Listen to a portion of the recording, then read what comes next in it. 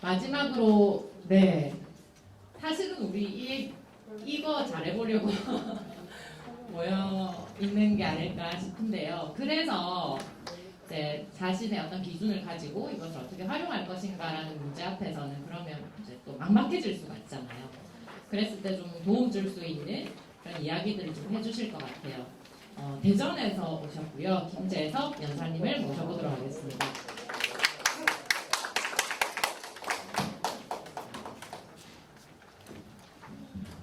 네, 안녕하세요. 반갑습니다. 대전 참여자치 시민연대 사무처장으로 활동하고 있고요. 김재섭이라고 합니다. 반갑습니다. 네, 제가 예술가는 아니고요. 그리고 연구자도 아니고 기술자도 아닙니다. 여러분과 아마 정체성 가장 비슷할 수 있을 것 같은데요. 제가 뭘 엄청 잘 다뤄서 이 자리에 섰다기보다는 이런 고민들을 나눴던 자리를 봐주시고 좋게 봐주셔서 좀 초대해 주신 것 같습니다. 저 잘 못 쓰지만 그냥 유료 결제 하고 있고요. 최근 환율 때문에 계속해서 저의 통장이 마르고 있어가지고 챗GPT 열심히 써보려고 하고 있습니다. 그래서 너무 성찰없이 쓰고 있는 것은 아니었나라는 반성을 좀 하게 되는 시간들이었는데요. 좀 소개해드리겠습니다. 대전 참여자치 시민연대는 1995년도에 창립한 단체고요. 부산에도 참여연대가 있고 지역별로 있는 전형적인 시민단체입니다. 대전에서는 상근자 3명 있고요. 그 다음에 회원회비로 운영되고 거대한 과거의 그림자 2000년대 전 낙선 운동이 어쩌고 저쩌고 그 위대했던 선배들의 역사와 이런 것들을 네가 어떻게 해야 되니 많이 이런 부담감을 많이 갖고 있는 상태. 다만 굉장히 부족한 어떤 사회 변화와 역량들이 있고 너무나 적은 인력으로 지역에서 어떤 의제를 가지고 활동하는 시민단체들이 어떤 100만 원짜리 홈페이지 만들기도 어려워가지고 고생하시는데 무슨 AI 기술을 우리가 학습하거나 누군가 직원 한 명을 개발자로 고용하거나 이럴 수 있는 상황이 아니라는 현실적인 조건들을 잘 알고 있습니다. 저는 91년생인데요. 나이를 말씀드리는 이유는 제가 컴퓨터와 디지털 기기는 매우 익숙한 세대이긴 합니다. 다만 이제 익숙하기만 한 거죠. 이것을 어떻게 만들고 이것이 어떻게 작동하는지는 잘 모릅니다.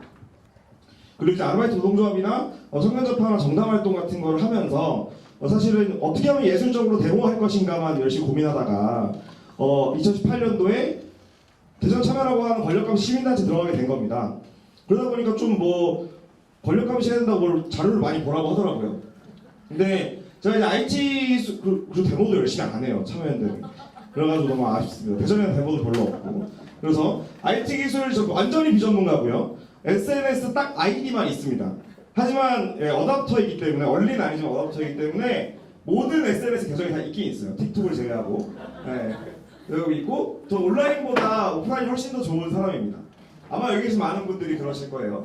그래서 어떤 새로운 기술을 빨리 적용해서 뭘 해보는 사람이라기보다는 어떻게든 따라잡기 위해서 노력하는 사람이다 라고 생각해 주시면 좋을 것 같습니다.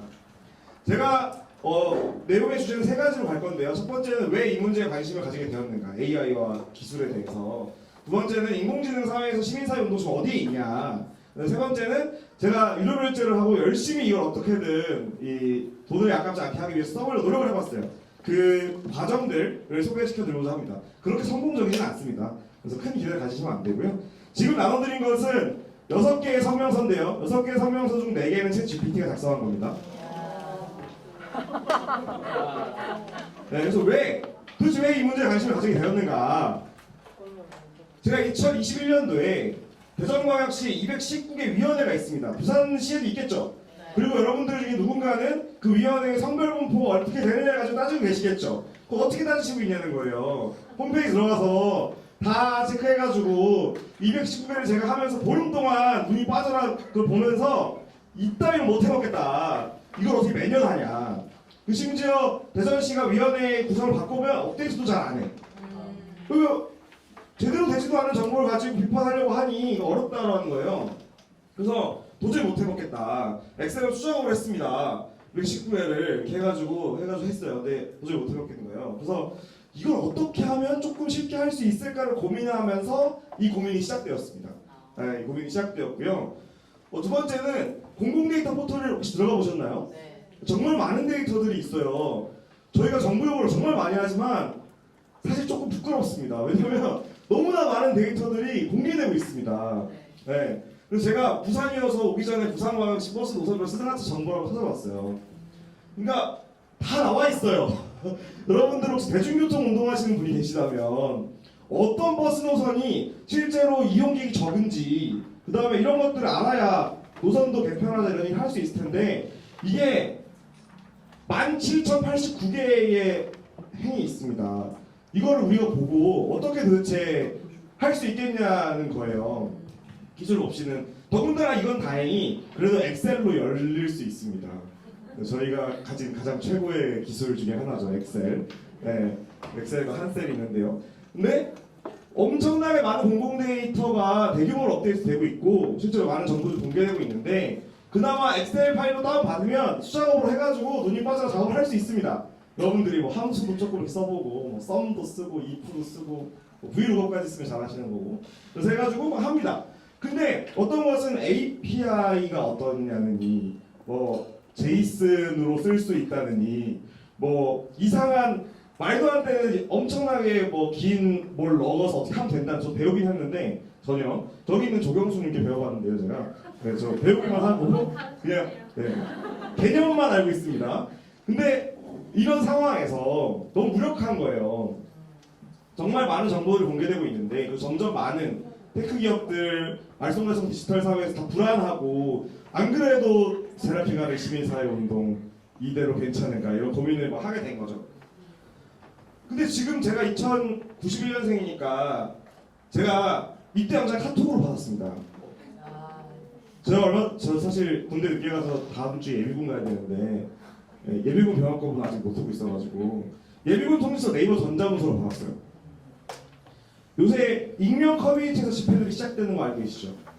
교사 집회는 인디스쿨이라고 하는 초등학교 교사 익명 커뮤니티에서 시작한 집회입니다. 그리고 이화여대에서 있었던 집회, 그 다음에 낙태죄 폐지 집회 등등에서 익명성이 극대화된 상태에서 외부 연대 금지, 개별 인터뷰 금지, 그리고 유인물도 못 뿌립니다. 정확하게 집회 주최 측이 정한 구호만 외쳐야 돼요. 근데 이런 변화가 있어요. 이런 변화가 있는 겁니다. 그 세대는 훨씬 더 인터넷과 디지털 기술에 익숙한 세대죠. 그리고 근데 핵심 실무자나 활동가들의 격차는 점점 멀어지고 있습니다. 제가 2016년에 대전에 처음 갔을 때 받은 질문이 구글 폼을 만들어 주세요였어요. 지금은 모두가 만드실 수 있을 겁니다.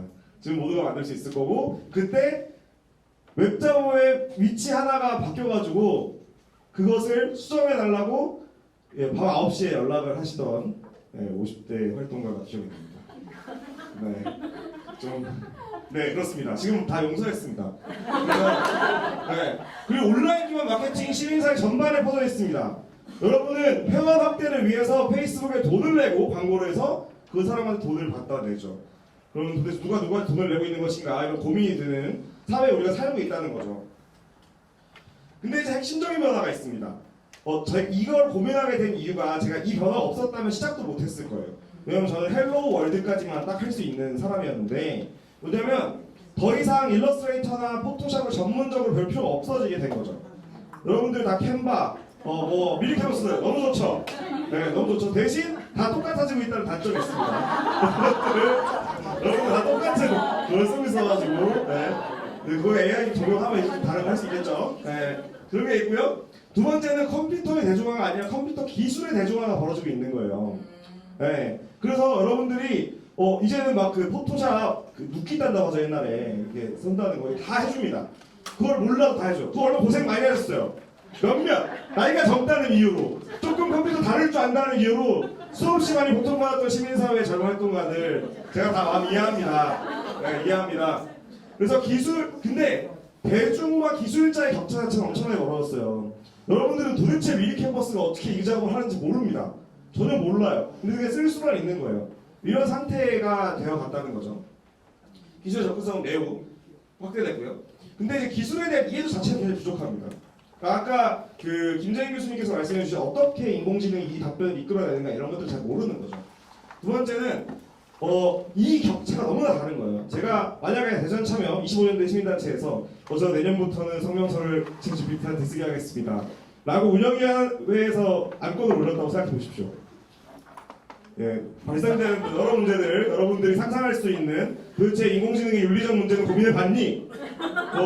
그것이 어떤 신뢰성을 담보할 수 있니? 뭐 이런 질문이나 받고 있겠죠. 그래서 인공지능의 활용 여부, 호불호, 선악의 구분은 사실 전 후순위라고 봅니다.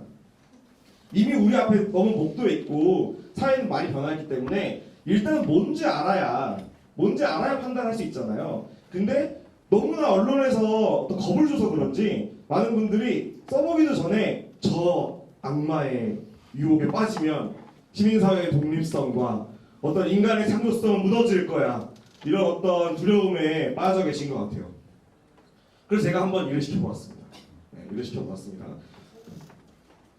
성명서를 한번 써보려고 했어요. 왜냐, 성명 너무 많이 써야 되거든요. 심지어 저는 왜 저희한테 상하수도 문제를 갑자기 이렇게 얘기하라고 하고 뭐 별의별 것을 다 성명서 써야 되는 건 아니에요. 이게 나와서 혹시 한번 써볼까 해서 써봤습니다. 이렇게 질문한 거예요. 그냥 제가 그냥 쓴 겁니다.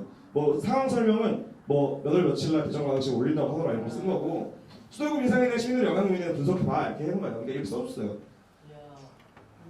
그때 제가 느낀 건 뭐냐면 세계 보편적인 상황 있잖아요. 이런 것들에 대한 문제에 구조화는 잘해요. 수도요금은 전 세계에 있으니까요. 데이터가 많으니까요. 하지만 이제 KBS의 뭐 방통위원장 이런 거 하면 이제 없는 거죠. 그 데이터가 전혀. 그러니까 잘 못하는 거죠. 근데 성명서 원래 안 되겠다고 생각했습니다. 제가 수도요금을 했을 때가 6개월 전이었어요. 6개월 전에 했을 때 안 되겠다고 생각했는데 왜 안 되겠다고 생각하냐면 우리가 사용하는 언어의 방식과 너무 달라요. 너무 다른 말투를 써요. 너무 다른 말투를 쓰고 딱 봐도 이거 이렇게 사람이 쓴 게 아닌 것 같은데 이런 생각 씨 받을 만한 게 나온다는 거죠. 그리고 매우 구체적으로 정보를 줘야 돼요. 근데 그 과정이면 그냥 내가 쓰지 뭐 이렇게 생각이 되는 거죠. 근데 그렇게 생각했는데 6개월 만에 어쨌든 굉장히 어색하지만 보시면 조금 어색함이 있을 거예요. 다만 제가 여기 보면 두 번째 성명서에는 제가 일부러 시민 인터뷰를 집어넣으라고 하면서 부산 사투리를 써라라고 한 거거든요.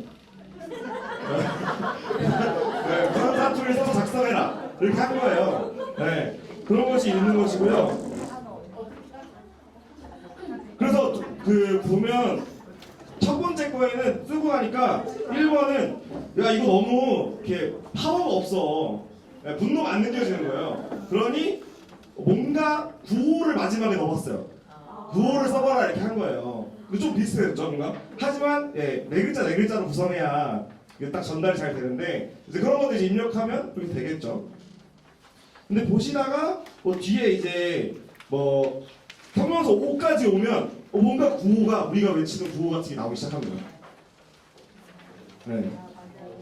그렇죠. 공영방송 장악 반대한다. 그래서 그 마지막 장을 보십시오. 이거부터가 이제 이게 사람이 쓴 거고요. 이거 민원위원회에서 작성한 문서입니다. 근데 저는 너무나 빠르게 발전되고 있어가지고 조만간 매우 원칙적이고 원론적인 문제, 예를 들면 시민 참여의 확대, 민주주의, 특수한 조건이 아닌 그런 것들 있잖아요. 예산을 공정하게 써야 된다. 정부는 투명해야 된다. 이런 정도는 쓸 수 있지 않을까? 이런 생각이 들기도 합니다. 두 번째는 이걸 이제 아까 제가 12년간의 대전광역시 전체 계약 수의계약 내역을 어떻게든 분석을 해보려고 하다가 데이터가 5만 개가 넘어가니까 엑셀이 계속 터지는 거예요. 그래가지고 이걸 여기다 넣어서 한번 해보려고 했어요. 하니까 그냥 여기 엑셀 파일이 있다. 실제 대화입니다. 자 여기 엑셀 파일이 있다 하니까 이렇게 알려줬어요. 이런 게 있대. 어떤 질문 하고 싶냐. 그래서 내가 알고 싶은 결과 다음 거 같다. 1번 결과 하니까 이렇게 해줬습니다. 물론 이건 유료 결제 버전에서만 가능합니다. 아직까지는. 다만 상용화가 되겠죠. 곧. 그리고 2번 이렇게 질문한 거예요. 이렇게 만들어주는 겁니다. 근데 여기서 문제가 있어요. 우리가 얘를 못 믿어요. 그래서 이 데이터 다시 검사를 해야 돼요. 그럴 거면 아직까지 그냥 내가 하지 상태에 머물러 있지만 이것의 신뢰도가 높아지게 되면 실제로 다양한 것들을 얘한테 시키게 될 가능성이 매우 높다. 그래서 활용해 보시는 연습 같은 걸 좀 해보실 필요가 있다 말씀드리는 거고요. 세 번째, 사업 기획서를 써보겠습니다. 공모사업 하시는 분들 손 들어주시겠어요? 와, 여기 다 독립적인 단체들만 있군요. 네. 하지만 뭐 공모사업, 정보공모사업 아니더라도 뭐 다음 세대 재단도 있고 있으니까요. 자, 엄청 빡빡한 사업 계획서일수록 챗GPT가 잘 써요. 왜냐면 질문이 정확하기 때문이에요. 네, 정확하기 때문에. 다만 제가 해봤거든요. 실제로 제가 아름다운 재단을 한번 이걸로 써서 내봤습니다. 떨어졌고요.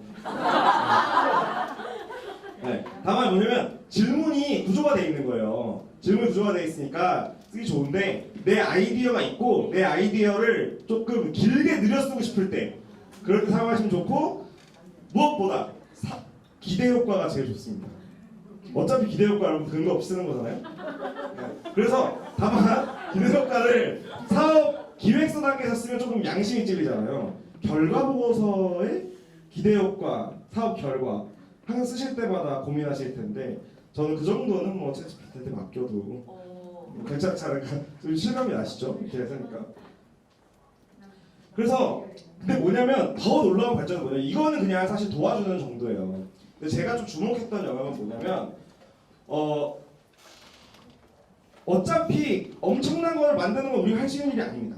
할 수 있는 일이 아닌데 예를 들면 저희 조경수님께서 만들어 놓은 어떤 언론 검색 하는 어떤 좀 한 이 정도 되는 코드를 짜주신 게 있었어요. 근데 이거를 내가 어떤 기능을 추가하고 싶은 거예요. 나는 기술자가 아니지만 그거를 GPT한테 물어봐서 수정한 경험이 있어요. 그러니까 나는 이것이 어떻게 작동하는지 모르지만 아직까지는 아주 기초적인 이해, 이게 뭐다 정도의 이해만 있으면 기존의 프로그램을 개선시킬 수 있을 만한 정도는 제가 했기 때문에 여러분 모두가 할 수 있다라고 생각이 드는 겁니다. 그래서 이런 기능을 가진 코드를 짜줘라고 해서 어떻게 돌리는지만 알면, 이 코드를 어떻게 돌리는지만 알면 뭐 이것저것을 해볼 수 있는 걸 하는 겁니다. 제가 그래서 이 토픽 모델링이 뭐냐면 어떤 전문가한테 물어보니까 그런 기능을 토픽 모델링이라고 하더라고요. 전 정확히 뭔지 모릅니다. 다만 제가 해보고 싶었던 건 시의회 회의록을 보고 의원별로 어떤 단어를 많이 말했는지가 궁금한 거예요. 그래서 그걸 때려 집어넣고 그걸 다 명사로 구분해주고 그것을 엑셀로 뽑아주는 것을 챗GPT가 대화만으로 만들었어요. 네, 대화만으로. 그래서 여러분들도 하실 수 있다. 슬로건, 방금 전에 여러분 질문 중에 슬로건 만들기 사실 괜찮아요. 왜냐면 수없이 질문할 수 있습니다. 마음에 안 들면 다시 짜. 네, 다시 짜. 네, 다시 짜서 한 10번 정도 다시 짜라고 하면 그 안에서 제가 대전에서 하고 있는 그 프로젝트가 하나 있는데 여성 활동가 커뮤니티를 만드는 걸 고민하고 있는데 이름이 잘 생각이 안 나는 거예요. 그래서 대충 집어넣고 그거 이름을 짜줘 이렇게 하니까 여러 가지가 막 나와요. 여러 가지 나오다가 루트라는 이름이 나왔습니다. 루트. 네. 아니요 그 뿌리. 뿌리와 길. 그래서 한 10개 중에 좀 마음에 드는 거예요. 그럼 저걸 넣고 저거랑 비슷한 거를 10개 뽑아. 그래서 이렇게 일기로 방식으로 내 선호를 반영해서 작업을 하니까 생각보다 좋은 결과들이 나온다. 이거 기대 효과에서 작성해봤습니다. 방금 전에 들어봤어요. 500ml 날렸고요. 물 500ml를 없애버렸는데 인공지능과 시민사회 동안에 사업이라는 컨퍼런스 기대 효과를 요 섹션별로 작성해봐라. 이게 작성해줬습니다. 네. 그래서 물론 이제 뭐 윤문이 필요하고 하지만 일단은 특히 기대 효과는 작성하는 게 중요하잖아요. 그런 것들 활용하실 수 있겠다 싶은 거죠. 이미지하고 저도 예전에 해봤습니다. 이거 38 여성의 날에 저희 단체의 마스코트가 미어캣이에요. 네, 감시하는 미어캣인데 미어캣을 가지고 흑백사진풍의 38 여성의 날에 미어캣의 38 여성의 집회에 참여한 미어캣을 그려줘 이렇게 하니까 이렇게 알려준 겁니다. 그럴듯하죠. 근데 이것도 6개월 전이에요. 38이니까 거의 7개월 전이네요. 그래서 결론을 내드리면 제가 내는 건 아니겠지만 제 결론을 내면 인공지능의 윤리적 문제나 사회적 통제, 인공지능에 대한 지자체 긍부정 뭐 얘기하기 전에 일단 먼저 알아야 얘기할 수 있을 것이다. 특히 시민사회 영역에서 워낙에 기술에 대한 접근성이나 격차가 심했던 영역이기 때문에 사실은 조금 더 적극적으로 친숙해져 보려고 노력할 필요가 있다. 특히 그것을 젊은 세대한테 미루면 안 된다라는 말을 꼭 드리고 싶고요. 초보자 활용기로는 이것을 엄청 적극적으로 우리 업무에 막 챗GPT를 써먹었다 이럴 수 있는 상황은 아닌 것 같아요. 상황도 아니고 단체 조직 내에서 합의도 되지 않을 겁니다. 아마. 다만 몇 가지 영역들이나 실무적인 영역들에서 도움받을 만한 건 분명히 있는 것 같다. 그래서 저는 활용을 목적으로보단 익숙해지는 용도로 사용해 보시면 좋겠다.